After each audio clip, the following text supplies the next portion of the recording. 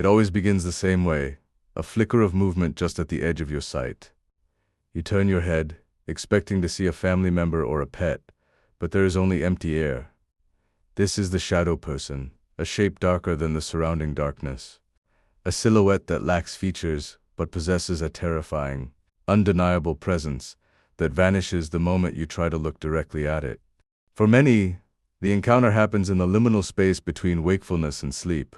Known as sleep paralysis, the victim wakes up unable to move, a crushing weight on their chest. In the corner of the room, a tall black figure stands watching. This old hag or shadow man is a global phenomenon, appearing in the folklore of nearly every culture as a predatory spirit of the night.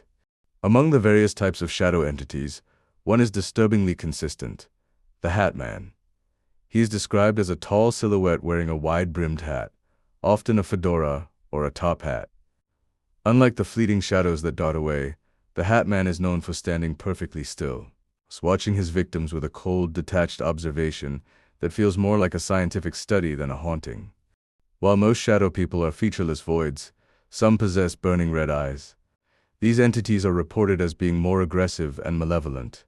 They don't just watch. They lean over beds or reach out with elongated, misty fingers. The sight of those glowing embers in the dark triggers a primal, fight-or-flight response that lingers long after the shadow has dissipated into the walls. Psychologists attribute the phenomenon to pareidolia, the brain's tendency to find human shapes in random patterns. Under stress, sleep deprivation, or in low-light conditions, the mind fills in the blanks with a human form to prepare for a potential threat. To the scientist, the shadow person is not an external ghost, but an internal glitch in the complex wiring of the human visual cortex. Another scientific explanation involves infrasound low-frequency sound waves below the range of human hearing. Natural phenomena or mechanical fans can create these waves, which vibrate the fluid in the human eye, causing spectral hallucinations. These vibrations can also trigger feelings of dread and the sensation of being watched, perfectly mimicking the hallmarks of a shadow person haunting. Fringe theorists suggest that shadow people are not ghosts of the dead, but travelers from another dimension. They propose that these entities exist in a frequency just outside our perception, and we only see them when the veil between worlds grows thin. In this view, the shadows are not haunting us. They are simply passing through our reality, appearing as two-dimensional silhouettes. Some researchers believe shadow people are actually us, or rather, echoes of people from the past or future. A time slip might allow a momentary glimpse into another era, where a person's silhouette is all that translates across the temporal gap. This would explain why they often seem surprised to be seen, or why they appear to be performing mundane tasks before vanishing into thin air. In occult circles, shadow people are viewed as astral parasites or egregores, entities that feed on human fear. They are said to frequent places of high emotional distress, like hospitals or prisons, drawing energy from the loosh of terrified souls. By appearing in a frightening form, they trigger the very adrenaline and fear they need to sustain their presence in our world. Ufologists have noted a crossover between shadow people and the Men in Black or alien abduction accounts. Witnesses often report seeing shadow figures in their rooms before a close encounter. This suggests that the shadows might be a form of advanced cloaking technology used by extraterrestrials to monitor humans without revealing their true, physical biological forms. Descriptions of shadow people often involve a static or shimmering quality, similar to heat haze on a road. This has led some to believe they are using some form of active camouflage. If they are physical beings, their shadow form is merely a side effect of a technology that bends light around them, leaving only a distorted, darkened outline where a solid body should be. Many children report shadow friends that stay in their closets or under their beds. While parents dismiss them as active imaginations, the descriptions are often chillingly similar to the entities reported by adults. Some believe children are more tuned in to the frequency of these beings, losing the ability to see them as they grow older and their minds become hardened by logic. A common report involves a creeping shadow, a mass of darkness that moves along the floor or ceiling like a liquid. It doesn't walk, it flows.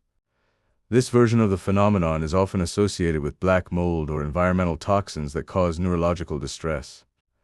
Though many witnesses swear the ink they saw was sentient and reacted to their movements with intent.